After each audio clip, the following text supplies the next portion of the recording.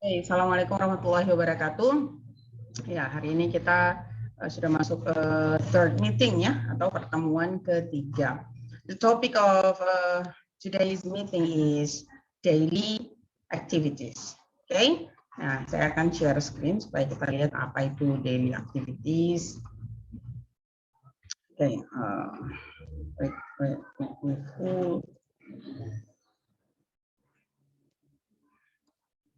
Ya. Okay. Daily activities berarti adalah aktivitas harian. Daily itu harian ya, dari kata day kemudian menjadi daily, sama dengan kalau misalnya ada orang bilang week itu minggu ya. Kalau kita tambah li di belakang weekly maka itu mingguan. Kalau month itu bulanan, bulan. Kalau kita tambah li monthly itu artinya bulanan. Ya, tapi tidak bisa kita bilang year lalu tambah yearly jadi tahunan. No.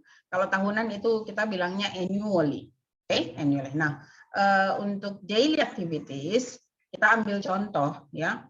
Misalnya kegiatan yang kalian lakukan di pagi hari. Rutin. Rutin ini berarti sesuatu yang selalu berulang ya. Menjadi kebiasaan. Nah, pertanyaannya boleh seperti ini. What do you do in the morning? Okay. What do you do in the morning? Nah, lalu pilihan jawabannya macam-macam. Nah, tentu kan tidak sama antara aktivitas saya, aktivitas kalian, aktivitas teman kalian itu tentu berbeda-beda. When someone asks me, what do you do in the morning? What do you do in the morning? I will answer, well, I take a shower, I brush my teeth, I have breakfast, I help my mother or my father, for example. Ya, jadi ketika kita menjawab kita langsung sebut, misalnya kalian ya pakai kata saya, ya I take a shower, oke, kita lihat di situ tuh menggunakan kata take a shower, mandi. I brush my teeth, ya saya menyikat gigi saya. I have breakfast, I help my mother, or I help my father. Nah, kegiatan ini akan beragam sesuai dengan kebiasaan kalian masing-masing yang kalian lakukan misalnya di pagi hari. Kalau misalnya kalian menanyakan rutinitas di siang hari ya diganti saja pertanyaan menjadi what do you do in the afternoon, for example. What do you do at night? Okay? Or atau kalian ganti lagi, what do you do on Friday? Or what do you do on Wednesday? Apa yang kalian lakukan di hari Rabu? Someone can answer, I study English in my class. I study English in my class because that's your routine. Itu yang menjadi rutinitas Anda saat ini. Oke? Nah, tadi kita lihat contoh-contoh kalimatnya ya. Kita menggunakan kata kerja dalam bentuk pertama ya. Take, brush, have, help. Oke? Maka bentuk ketika kita menceritakan sesuatu yang habituatif atau yang rutin, kita menggunakan bentuk pertama seperti ini atau bentuk kamus. Yang ketika kalian buka kamus, cari kata kerja, maka bentuk itu yang dipakai. Oke, next slide. Nah, this is the example of daily activities ya. When someone telling about my their day ya. Jadi boleh kalian mengatakan my day. Apa saja yang terjadi di hari Anda itu, di hari saya itu gitu. I get up at 8, I take a shower, I brush my teeth, I have a breakfast, I start work at 9, I have lunch, I deliver my work, I do my homework, I have dinner, I take a shower, I brush my teeth, I go to bed at 12 o'clock.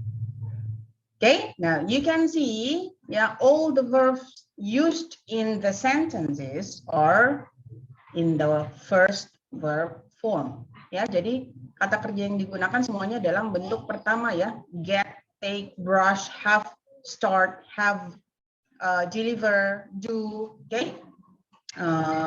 Go. Nah, ini semua dalam bentuk pertama.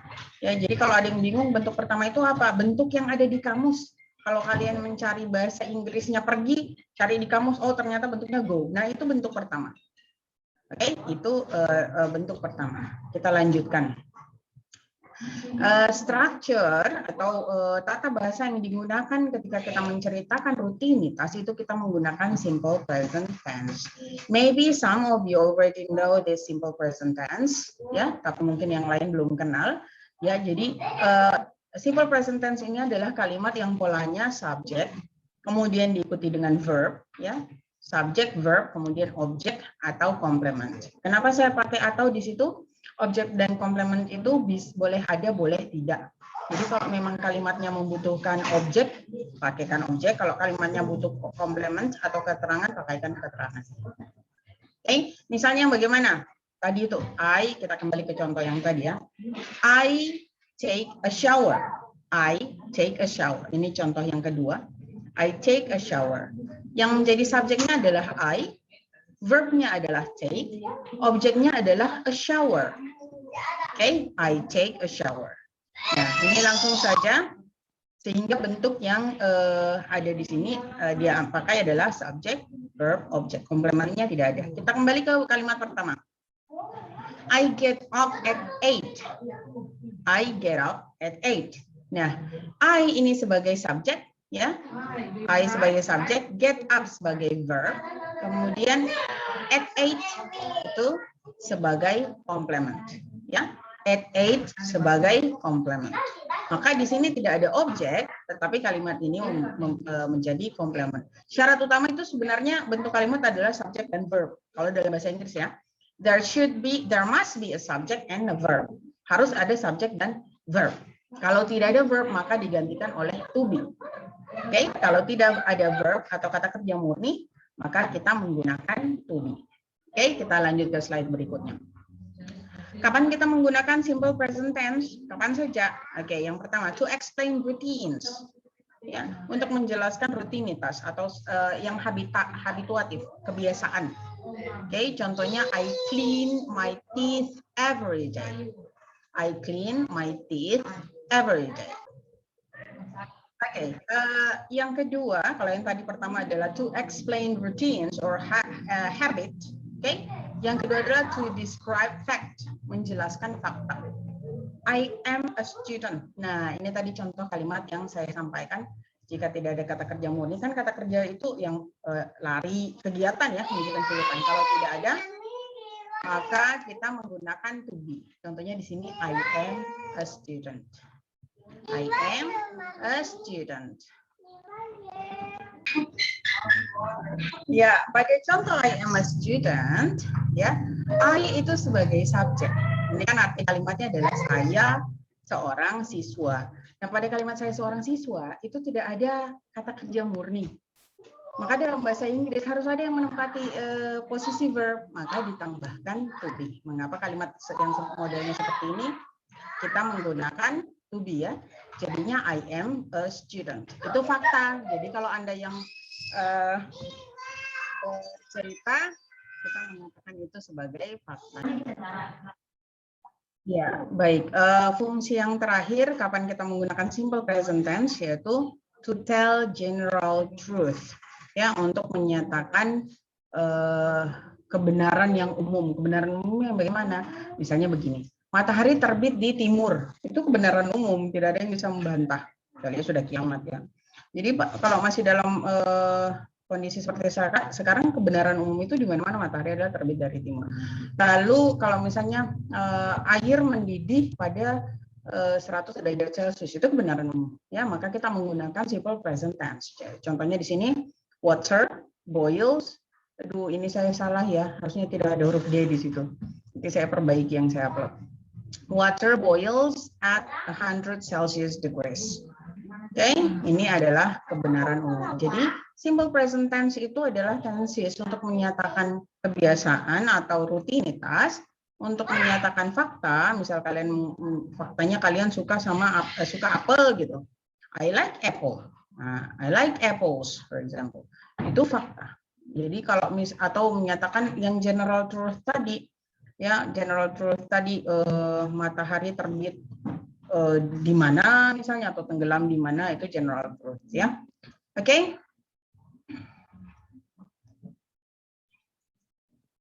Ya, saya kira itu tadi slide terakhir. Nah, maka kalian coba membuat kalimat atau paragraf. You tell about your daily activities, about your rutinitas, boleh harian, boleh rutinitas harian kalian, misalnya hari Senin saya ini, hari Selasa saya ini, misalnya seperti itu, atau rutinitas yang kalian lakukan dalam satu hari, ya seperti yang di contoh ini, tapi tidak harusnya tidak sama dengan yang di sini ya, sesuai dengan ini masing-masing.